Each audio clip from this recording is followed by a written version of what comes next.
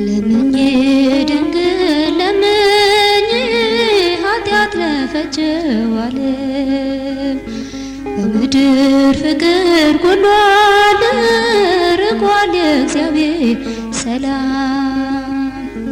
ውድ ኦርቶዶክሳውያን እንኳን ለእመቤታችን ለቅድስት ድንግል ማርያም ዓመታዊ በዓል ለየካቲት 16 በሰላም በጤና አደረሰን አደረሳችሁ። እንግዲህ እንደሚታወቀው ለሰው ልጆች ሁሉ ምሕረትን የምታሰጥ እናታችን ቅድስት ድንግል ማርያም የካቲት 16 ቀን ከልጇ ከወዳጇ ከመድኃኔዓለም ክርስቶስ ቃል ኪዳን የተቀበለችበት ቀን ነው።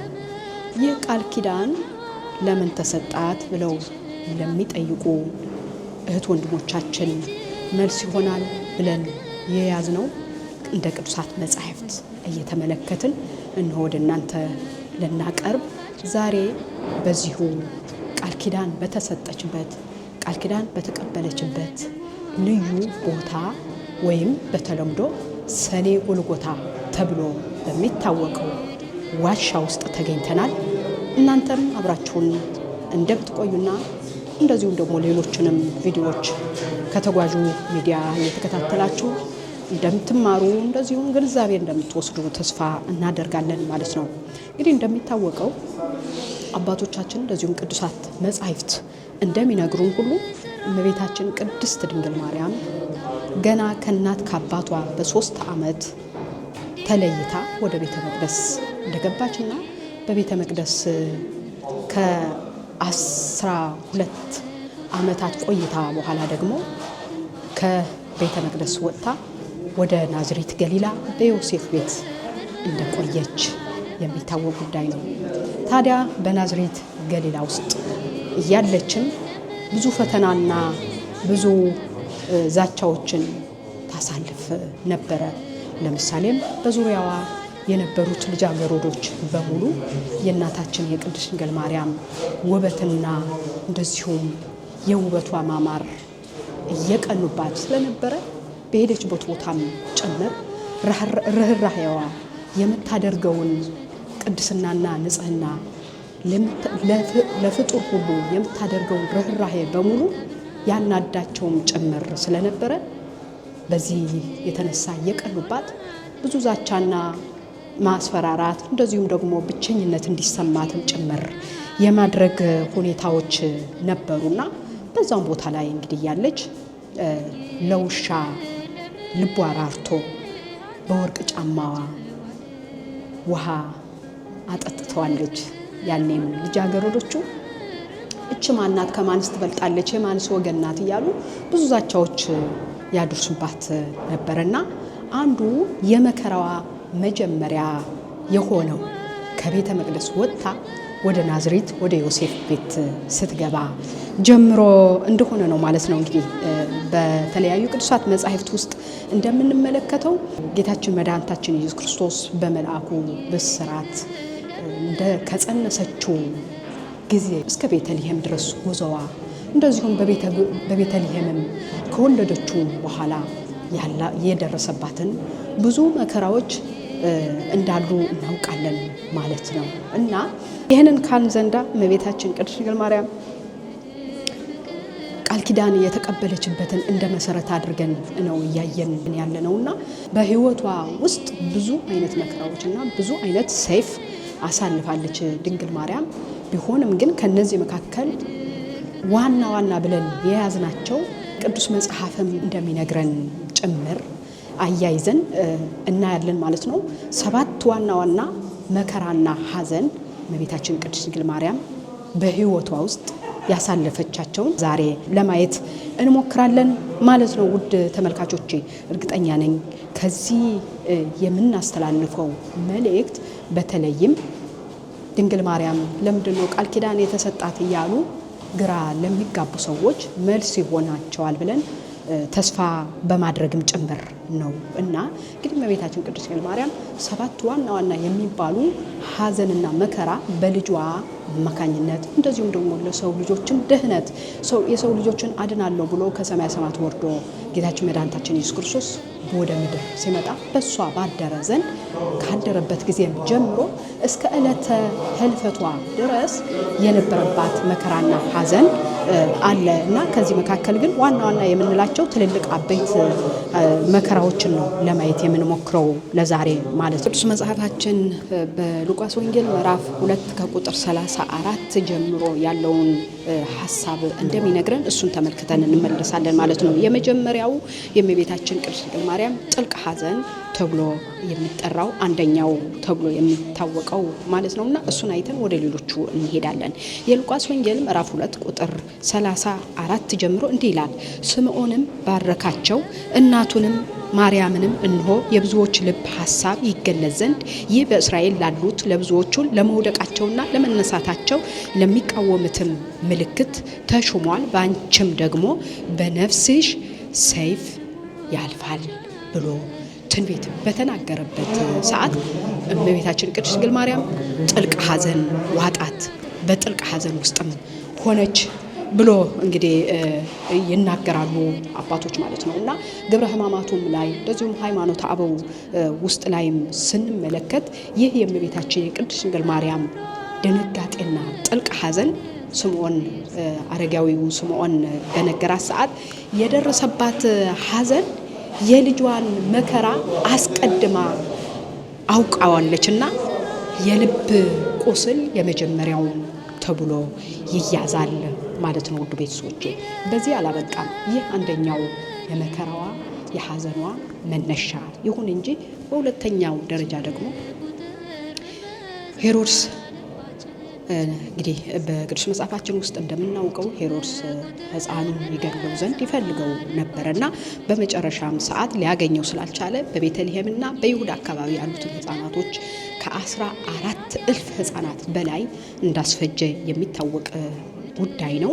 ከዚህ ጋር ተያይዞ እንግዲህ መልአኩ ዮሴፍን ሕፃኑንና እናቱን ይዘው ወደ ግብጽ ሽሽ ብሎ በነገረው ሰዓት በዛን ጊዜ ደንግጣ የምታደርገውንም እስከምታጣ ድረስ ከድንጋጤዋም ብዛት የተነሳ ከጡቷ ወተቷ የፈሰሰበት እና የደነገጠችበት ቀን እንደሆነ ነው እንግዲህ ቅዱስ መጽሐፋችን የሚነግረን ማለት ነውና ከዚህ ጋር አያይዘንም የማቴዎስ ወንጌል ምዕራፍ 2 ቁጥር 13 እስከ 15 ድረስ ያለው የቃሉ ጽሑፍ እንዲህ በማለት ይነግረናል ማለት ነው።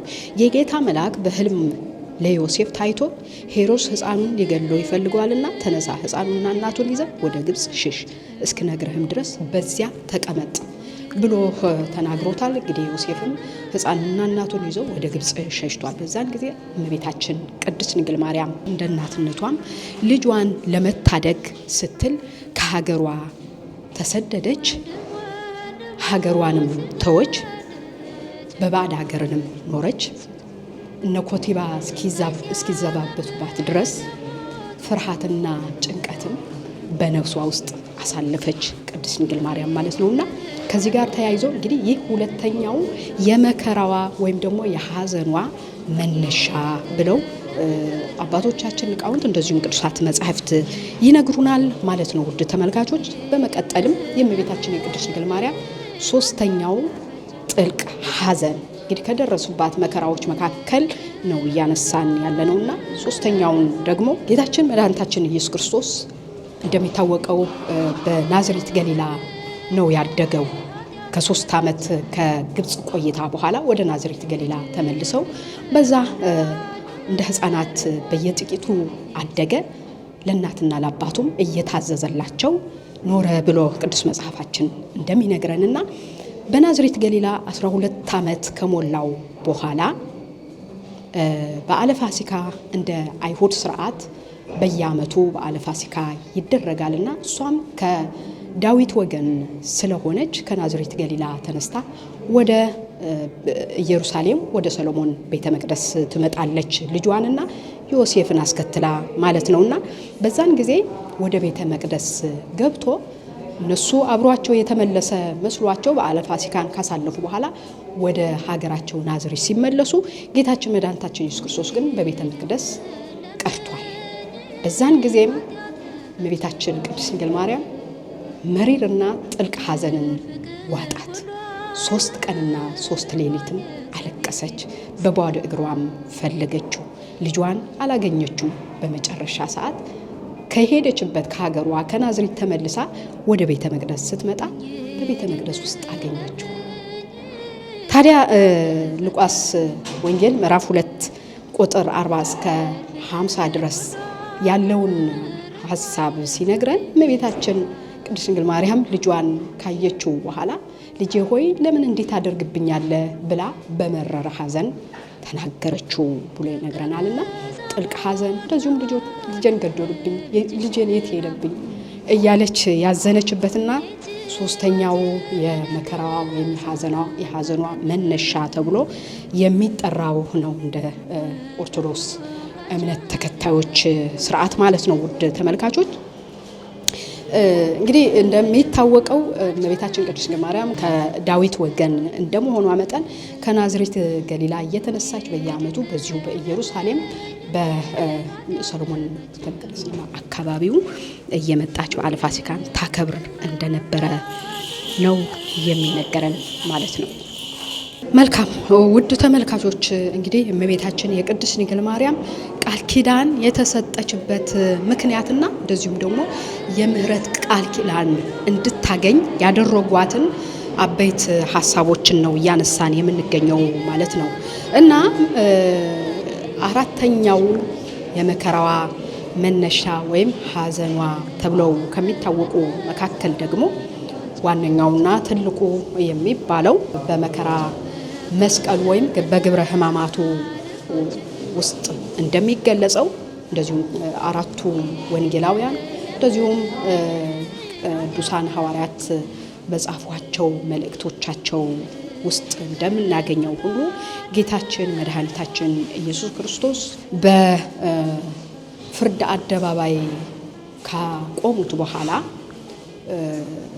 የመጨረሻው ፍርደ ሞት ተፈርዶበት መከራ መስቀሉ ተሸክሞ ወደ ቀራንዮ አደባባይ እንዲወጣ ወይም ወደ ቀራንዮ ተራራ እንዲጓዝ ተደርጓል እና በዚሁም መከራ መስቀሉ የመስቀል ጉዞ ተብሎ የሚታወቁ 14 ምዕራፋት አሉ ማለት ነውና ይህንን ሁሉ ሲሆን በዓለ ፋሲካ በነበረበት ወራት ስለነበረ እናታችን ቅድስት ድንግል ማርያም በዚሁ በቤተሰቦቿ አካባቢ በዓለ ፋሲካን ለማክበር መጥታ ስለነበር በገበያ ላይ ባለችበት ቦታ ላይ ሆና የልጇ መያዝና መከራ መስቀል መሸከምን በሰማች ሰዓት ልቧ በሐዘን ተሰበረ።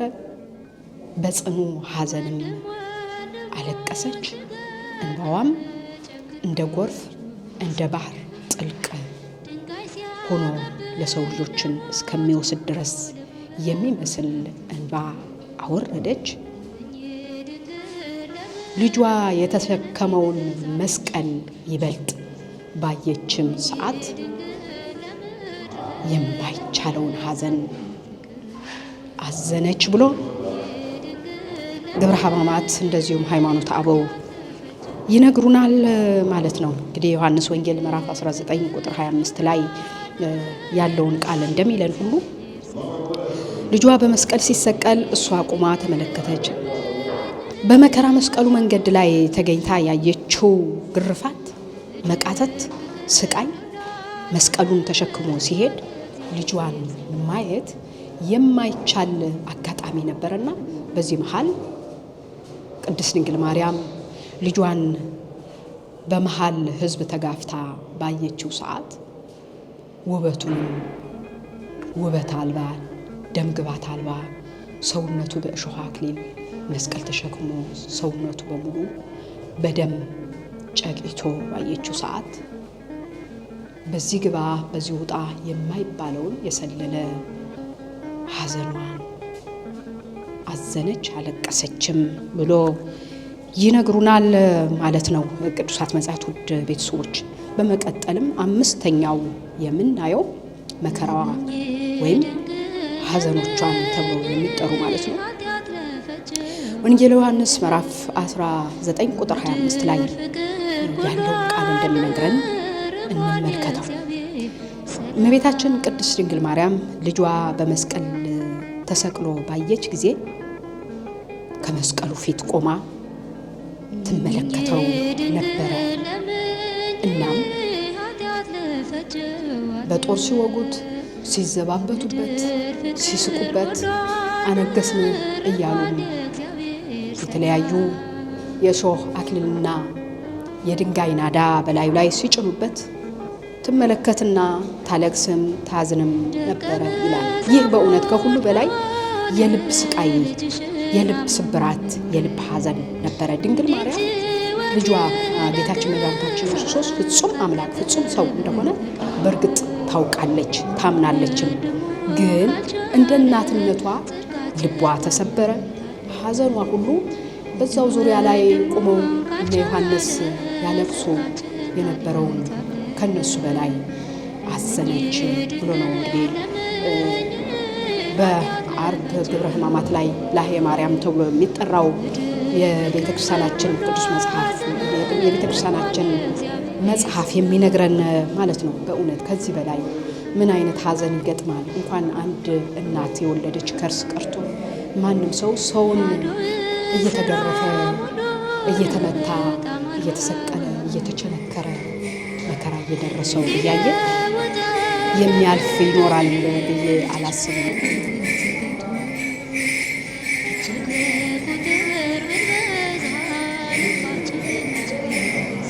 ስድስተኛው የመከራዋ ሐዘኖች ተብሎ የሚጠሩ እንደ ቅዱስ መጽሐፋችን ደግሞ የማቴዎስ ወንጌል ምዕራፍ 27 ከቁጥር 57 እስከ 59 ያለውን ኃይለ ቃል እንደሚነገረን ሁሉ የልጇን ሰውነት በእጆቿ ተቀብላ አለቀሰች።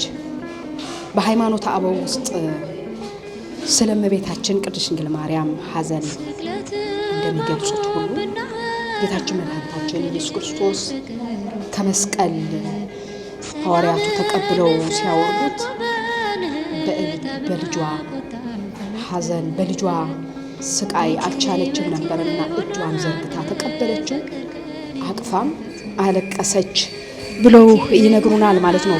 እናም ከመስቀሉ ሲያወርዱት እመቤታችን ቅድስት ድንግል ማርያም በጥልቅ ሐዘን ተውጣ በደም ጨቀየው ፊቱን እየዳበሰች በጥልቅ ሐዘን ታለቅስ እንደነበረ በግብረ ሕማማቱ እንደዚሁም ደግሞ በሃይማኖተ አበው በሰፊው በጥልቅ ይተነትኑታል ማለት ነው። ለማንኛውም አራቱም ወንጌላውያን ስለዚህ ጉዳይ ይናገራሉ። ከነሱ መካከል አንዱ የማቴዎስ ወንጌል ምዕራፍ 27 ከቁጥር 57 እስከ 59 ያለውን አስፍቶ ስለዚህ ጉዳይ ይነግረናል ማለት ነው። አባቶቻችን በቅዱሳት መጻሕፍት ውስጥ እመቤታችን የቅድስት ድንግል ማርያም በልጇ ምክንያት የደረሰባትን ሐዘን አስፍተው ሲገልጹ ቃላት ያጥራቸው ነበረና በአጭሩ ግን የልጇን ሰውነት በእጆቿ ተቀብላ አቅፋ ማለቀሰች። ሐዘኗም እንዲህ ተብሎ የሚገለጽ አልነበረም። ድንግል ማርያም በመስቀል ስር ቆማ ልጇን ስትመለከት ሐዘኗ እንደ ሰይፍ የሚቆርጥ፣ እንባዋ እንደ ባህር የሚያጠልቅ፣ ለቅሷዋ ልብን የሚሰብር ነበር። ግን ከእምነቷና ከተስፋዋም አንዳችም አልተናወጸችም ብለው ይናገራሉ ማለት ነው። ግብረ ሕማማትም ምን ይላል? እመቤታችን ቅድስት ድንግል ማርያም ስለ ሐዘኗ ሲናገር ሐዘኗ እንደ አዳም ሐዘን ነበረ ይላሉ። ያ ማለት አዳም የተሰጠውን ርስትና ጉልት ዘላለም ሕያው ሆነ ኑርባት ተብሎ የተሰጠችውን ገነት ባጣ ሰዓት እጅግም አለቀሰ፣ አምርሮም አዘነ፣ ተስፋም ቆረጠ ይላል። እመቤታችን ቅድስት ድንግል ማርያም ልጇ ሲሰቀል፣ ልጇ መከራ ሲደርስበት፣ ልጇ ከመስቀል ሲወርድ፣ ልጇ በደም ጨቂቶ ስታየው ሐዘኗ ልክ እንደ አዳም ሐዘን ነበረ ብለው አባቶች በሃይማኖተ አበው መጽሐፋቸው ውስጥ ይናገራሉ ማለት ነው። እንግዲህ እመቤታችን የቅድስት ድንግል ማርያም ጽኑ መከራና ሐዘን ከደረሱባት መከራዎች መካከል ነው እያየን ያለነውና ዋነኛውና የመጨረሻው ሰባተኛው የሐዘኗ ምልክቶች ተብለው የሚገለጹ ደርሰናል ማለት ነውና ዮሐንስ ወንጌል ምዕራፍ 19 ከቁጥር 41 እስከ 42 ድረስ ያለውን ኃይለ ቃል እንደሚነግረን እመቤታችን ቅድስት ድንግል ማርያም ልጇ ከመስቀል አውርደው ዮሴፍና ኒቆዲሞስ ከገነዙት በኋላ ወደ ከርሰ መቃብር ባወረዱት ሰዓት ልቧ ተሰብሮ ሐዘኗ በጣም ጨመረ። በተለይም የዓርብ ግብረ ሕማማትና የዓርብ የእመቤታችንን ሐዘን ሐዋርያት የጻፉትን መጽሐፍ ስትመለከቱ በጣም በሚያሳዝንና በሚያስለቅስ ሁኔታ ገልጸውታል ማለት ነው። እናም እመቤታችን ቅድስት ድንግል ማርያም ሐዘኗ እውነተኛ ነው፣ ደግሞ በመከራ ውስጥ ጸንታ ቆማለች። ታዲያ ይህንን ሁሉ መከራና ሐዘን ያሳለፈች ንጽሕት ቅድስት ድንግል ማርያም እንዴት ቃል ኪዳን ያንሳታል? እንዴትስ ቃል ኪዳን ከልጇ ትቀበላለች ብለን እኛ እንከራከራለን? በፍጹም ይህ በሰው ልጅ ሐሳብ ሊታሰብም ሊገመትም የማይችል የክርስቶስ የልዑል እግዚአብሔር ባህሪ መለኮታዊ ባህሪ ሊመረምረው እንጂ በሰው ልጆች የሚመረመር አይደለም። በአጠቃላይ ግን የእመቤታችን የቅድስት ድንግል ማርያም ሐዘኖቿ እንደዚሁም የመከራ ጉዞዎቿን በልጇም አማካኝነት የደረሱባትን ሁሉ የሚያመላክቱን መንፈሳዊ ይዘቶቹ እንዲህ ተብለው ይገለጻሉ ማለት ነው። በመከራ ውስጥ መጽናት፣ በእግዚአብሔር ፈቃድ መታመን፣ በፍቅር ስቃይ መቀበልን ያስተምራል። እንደዚሁም ደግሞ የተሰጣትንም ቃል ኪዳን እሷ ለሰው ዘር ስለ ልጇ መከራ ተቀበለች። በመስቀል ፊት ሐዘኗን በጸጥታ ተሸከመች። ከዚህ በኋላ ለሰዎች ምሕረት ተማጽና ተስፋ ተቀበለች። አበው እንዲህ በማለት ያስተምራሉ። ሐዘኗ በሰው ዘር ምሕረት ምክንያት ሆነ፣ መከራዋ የምሕረትን በር ከፈተ።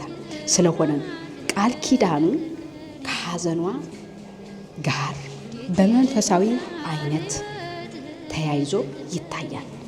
ሐዘኗ ግን እሷ በስቃይ ቆማ እኛ በምህረት እንድንቆም አደረገ። ውድ ተመልካቾች እንግዲህ ይህንን ሁሉ ቃል የቅዱስ መጽሐፋችን ቃል ነውና እመቤታችን ቅድስት ድንግል ማርያም ቃል ኪዳን ስትቀበል ከልጅነት ዕድሜዋ እስከ 64 ዓመት የነበረውን ጉዞዋ ብዙ አይነት መከራዎችና ብዙ አይነት ስቃዮች፣ ብዙ አይነት መታገስ፣ ብዙ አይነት ርህራሄ፣ ብዙ አይነት ትህትና በእኛ ሊገለጽ በእኛ አእምሮ ሊታሰብ የማይችለውን ብዙ አይነት ጉዞዎች አድርጋለች። ታዲያ መከራዋን፣ ጽናቷን፣ ትዕግስቷን፣ ርህራሄዋን ጌታችን መድኃኒታችን ኢየሱስ ክርስቶስ ተመልክቶና አይቶ በዚች ከጀርባዬ የምታዩዋትን ቦታ ላይ ቆማ እያለቀሰች እያነባች ስለ ሰው ልጆች መከራና ሐዘን ልጄ ወዳጄ ሆይ እባክህን ማርልኝ፣ እባክህን ከሲኦል አድናቸው፣ እባክህን ጨለማን አታሳያቸው፣ የሰው ልጆች ሁሉ ያንተ ፍጡራን ናቸውና እባክህን እንደቀደመው አዳም በቀድሞ ስራው አጥፍቶ ገነትን ለቆ ነበርና ባንተ አማካኝነት አንተ በዋልክለት ውለታ አማካኝነት ወደ ገነት መልሰዋልና አሁንም በማወቅም ይሆን ባለማወቅ የሚያጠፉትን ኃጢአተኞችም ሆኑ ጻድቃኖች ወደ አንተ እቅፍ እንዲመጡ እንጂ ወደ ሌላ ሲኦልና መከራ እንዳይገጥማቸው እባክህን ይቅር በልልኝ ማርልኝ እያለች ቀን ከሌሊት በመረረ ሐዘን በመረረ ልቅሶ ታለቅስ ነበረ እና ጌታችን መድኃኒታችን ኢየሱስ ክርስቶስ ይህንን ሁሉ ጽናቷን አይቶ ከመላእክቱ ከቅዱሳኑ ከአባቷ ዳዊት ከእዝራ ከነቢያቱ ከሐዋርያቱ ከኢያቄምና ከሐና ከእናት ከአባቷ በጽድቅ ዓለም ውስጥ ከተመላለሱ ቅዱሳን በሙሉ ከሰማየ ሰማያት ወርዶ በዚች ቦታ ላይ እናቴ ድንግል ማርያም ቅድስት ሆይ አንቺ ንጽሕት ነሽ፣ ንጽሕናሽም ወደር የለውም። ባጠባሽኝ ጡቶችሽ፣ ንጹሐን በሆኑ ጣቶችሽ፣ አብረውኝ በተጓዙ እግሮችሽ፣ በምቾት ዓለም በጀርባሽ አዝለሽኝ ተንከራተሽ አብረሽኝ መከራዬን የተካፈልሽ ምን ገዶኝ ላንቺ የማልሰጥበት ቃል ኪዳን ምንስ ምክንያት ይኖራል? እነሆ ያሻሽውን የፈለግሽውን የምትፈልጊውን ሁሉ ጠይቂኝ አደርግልሻለሁ ብሎ ተስፋ ሰጣት።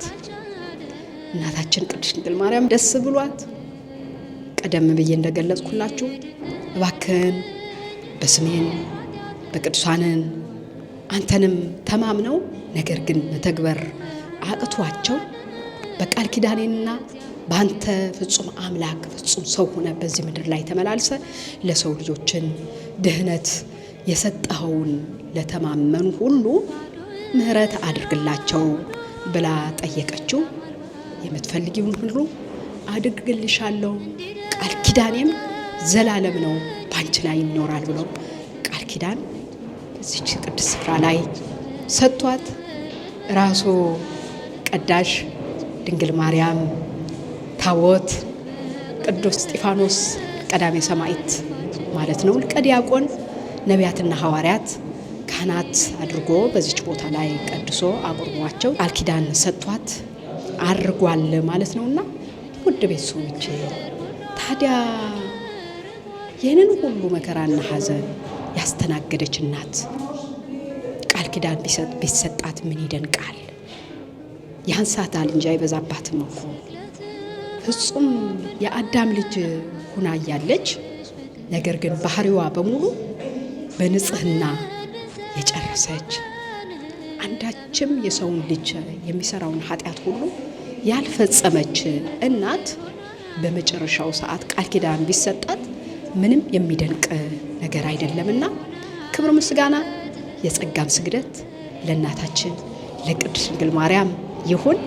አማላጅነቷ፣ በረከቷ፣ ረድኤቷ፣ ቃል ኪዳኗ ዘላለም ከኛ ጋራ ይደር። በድጋሚ ውድ የእመቤታችን የቅድስት ድንግል ማርያም የቃል ኪዳን እና የአስራት ልጆች የሆናችሁ ክርስቲያኖች በሙሉ እንኳን ለእመቤታችን ለቅድስት ድንግል ማርያም ቃል ኪዳን የተሰጠችበት ዕለት በሰላም በጤና ደረሳችሁ። ከደጇ ከእቅፏ ከቃል ኪዳኗ በረከትና ረድኤት ያካፍለን፣ ከእሷ ጋር ያኑረን። ወስብሐት ለእግዚአብሔር።